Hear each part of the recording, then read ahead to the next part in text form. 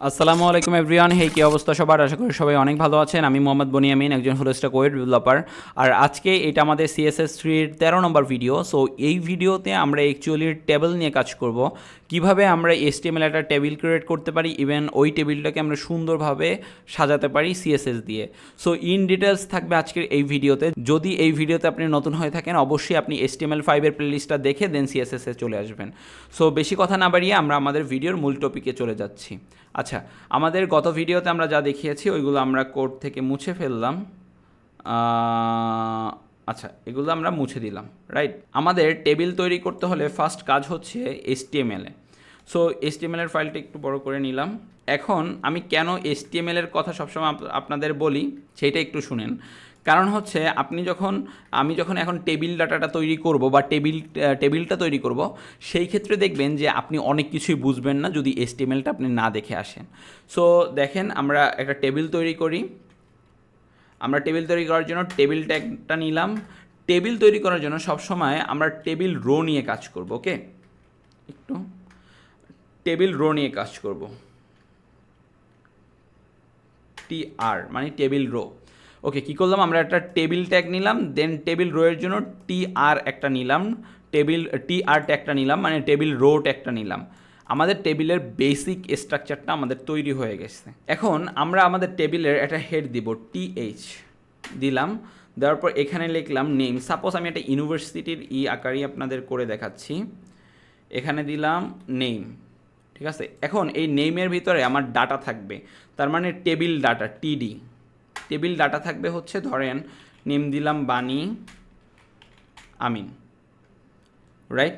আমার এখানে হয়ে গেছে। আমি কি করলাম, কন্ট্রোল-S দিয়ে সেভ করি। দেখেন এখানে আমার নেম বানি আমিন চলে আসছে। এটা কিন্তু অ্যাকচুয়ালি এখন হচ্ছে আপনার দেখতে সুন্দর দেখাচ্ছে না, তাই না? সো আমরা যখন টেবিলটা কমপ্লিট করব তখন দেখতে অনেক সুন্দর দেখাবে। এখন আমি আমার টেবিলে আর একটা টেবিল রো অ্যাড করব। এটা করার জন্য আমি কি লিখব, আমি TR টেবিল রো নিলাম, করলাম। এখন এখানে আমি কি করব, আমি এখানে টেবিল হেডিংটা দিব। আমার এখানে দুইটা জিনিস থাকবে। একটা থাকবে হচ্ছে আমার ফোন নাম্বার, আর একটা থাকবে আমার স্টুডেন্ট আইডি। ওকে, প্রথমে থাকবে স্টুডেন্ট আইডি। হ্যাঁ, স্টুডেন্ট আইডি থাকবে। আচ্ছা, হ্যাঁ হ্যাঁ, প্রথমে আমার স্টুডেন্ট আইডি থাকবে, STUDENT, স্টুডেন্ট আইডি, রাইট। আমার একটা স্টুডেন্ট আইডি থাকবে। আচ্ছা না, আমার দুইটা স্টুডেন্ট আইডি থাকবে, রাইট। আমার স্টুডেন্ট আইডি হচ্ছে, একটা ধরেন আমার কলেজের স্টুডেন্ট আইডি, আর একটা হচ্ছে আমার ইউনিভার্সিটির স্টুডেন্ট আইডি। মানে আমি চাচ্ছিলাম যে আমার এই যে টেবিল ডাটাটা আছে এমনভাবে সাজাতে যাতে আপনাদের বোঝাতে আমার সুবিধা হয়। সো এই জন্য আমি দুইটা স্টুডেন্ট ডাটা নিব। সো এটা করার জন্য আমাকে কি করতে হবে, প্রথম যে স্টুডেন্ট, এখন দেখেন কন্ট্রোল-S দিয়ে সেভ করি, এটা চলে আসছে। এখন আমার যখন দুইটা এই একটা আন্ডারে, একটা টেবিল হেডিংয়ের আন্ডারে দুইটা ডাটা থাকবে, সেই ক্ষেত্রে আমার এখানে কাজ করতে হবে কি, এখানে আমার রো স্প্যান ব্যবহার করতে হবে। রো স্প্যান কয়টা থাকবে, আমার ডাটা দুইটা ডাটা থাকবে।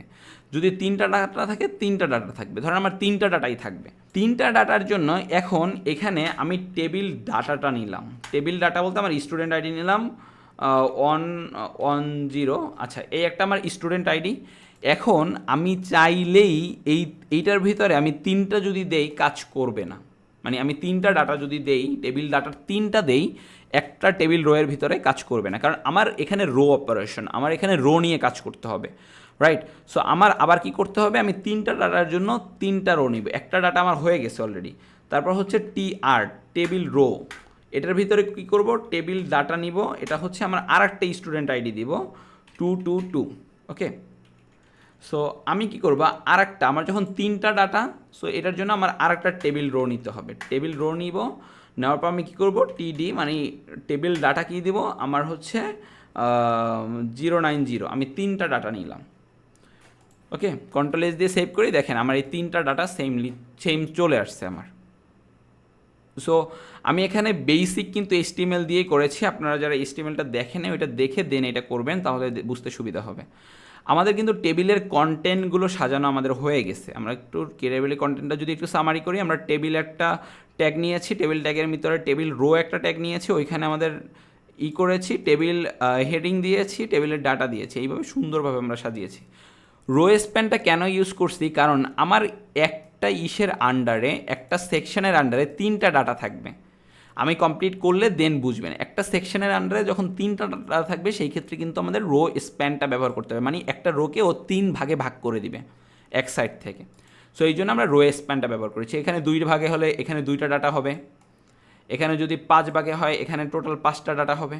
সো এইভাবে আর কি। এখন আসি আমরা এটা কিভাবে আমাদের সিএসএস দিয়ে স্টাইল করব। সিএসএসে স্টাইল করার জন্য আমি একটু সিএসএসের ফাইলটা উপরে উঠিয়ে নিলাম। এখন আমি সিএসএসে স্টাইল করব। স্টাইল করার ক্ষেত্রে আমি টেবিলটাকে কল করব, কল করলাম। আমি এখন বর্ডার দিব, একটা টেবিলে একটা বর্ডার অ্যাড করব। কি বর্ডার অ্যাড করব? 5 পিক্সেলের একটা বর্ডার অ্যাড করব। বর্ডারটা কি হবে? সলিড হবে। আমি এক লাইনে করতেছি। ইভেন কালার হবে আপনার ব্লু, ব্রাউন কালার দিই। ওকে, ব্রাউন কালার। কন্ট্রোল এস দিয়ে সেভ করি। দেখেন আমার টেবিলটা কিন্তু হচ্ছে কি হইলো, আমি টেবিলে একটা বর্ডার অ্যাড করলাম 5 পিক্সেলের, বা এটা আমি দিয়ে দিচ্ছি 3 পিক্সেল। 3 পিক্সেলের একটা বর্ডার অ্যাড করলাম, দেন এটাকে সলিড দিলাম, এটা আমি ডটের দিলে এটা ডট ডট হবে, এবং কালারটা আমি দিয়ে দিলাম। আমার কিন্তু শুধু টেবিলেরটা হয়েছে। আমি চাচ্ছিলাম যে প্রত্যেকটা ভিন্ন ভিন্ন হবে। এটার জন্য আমার কাজ করতে হবে, আমার টেবিল রোয়ের জন্য টেবিল রোয়ের জন্য কিন্তু এখানে কোনো কাজ নাই। আমার এখানে কন্টেন্ট কী কী? আমার এখানে কন্টেন্ট হচ্ছে টেবিল হেডিং আর টেবিল ডাটা। তার মানে টেবিলের পর, এটা কিন্তু নতুন শিখছি আমরা, একটু খেয়াল করে দেখবেন, টেবিলের পর কমা দিয়ে আমি যদি টেবিল হেডিং দেই TH, আবার যদি কমা দিয়ে টেবিল ডাটা দেই TD, তারপর কন্ট্রোল এস দিয়ে সেভ করি, দেখেন যে এটা কিন্তু ভিন্ন ভিন্ন ডাটা, ভিন্ন ভিন্ন হয়ে গেছে। দেখছেন? একটা জিনিস খেয়াল করলে দেখবেন যে প্রত্যেকটা কিন্তু ভিন্ন ভিন্ন বক্সের ভিতরে চলে আসছে, প্রত্যেকটা ভিন্ন ভিন্ন বর্ডার হয়ে গেছে অটোমেটিক্যালি। টেবিল এটা চাইলে আমি ম্যানুয়ালি করতে পারি। ধরেন টেবিলের জন্য এতটুকু লিখব, আবার TH-কে কল করে আবার এতটুকু লিখব, আবার TD-কে কল করে এতটুকু লিখব। এটা না করে আমরা কি করেছি, টেবিল কমা TH, টেবিল হেডিং, দেন টেবিল ডাটা, এটা লেখার পর আমি কি করেছি, বর্ডারটা অ্যাড করে দেওয়ার পর এটা টোটালটা সেম বর্ডার হয়ে গেছে। আপনি যদি বর্ডারে কালার চেঞ্জ করতে চান প্রত্যেকটা ভিন্ন ভিন্ন, সেই ক্ষেত্রে কিন্তু আপনার প্রত্যেকটা ভিন্ন ভিন্ন কল করে, যেমন এখানে যদি আপনি মনে করেন TH-এর কালার চেঞ্জ করতে চান, তাহলে এরকম করে এখানে কালারটা চেঞ্জ করে দিতে হবে আপনার, রাইট? সো আমরা ওইটা করলাম না, আমরা এক লাইনে করলাম। এখন এইটা হচ্ছে এই ছোট দেখাচ্ছে। এখন আমরা এই টেবিলটার একটু বড় করব। ওকে, আমরা টেবিলটাকে কল করে টেবিলের উইডথটা বাড়িয়ে দিব। বাড়িয়ে কত দিব? আমি এটা 100 পিক্সেল দিয়ে দিলাম। কন্ট্রোল এস দিয়ে সেভ করলাম। দেন দেখেন এটি কিন্তু বড় হচ্ছে না, কারণ হচ্ছে আমরা যখন উইডথটা বাড়াবো, এটা 100 পিক্সেল না, আমরা এখানে 100% দিব।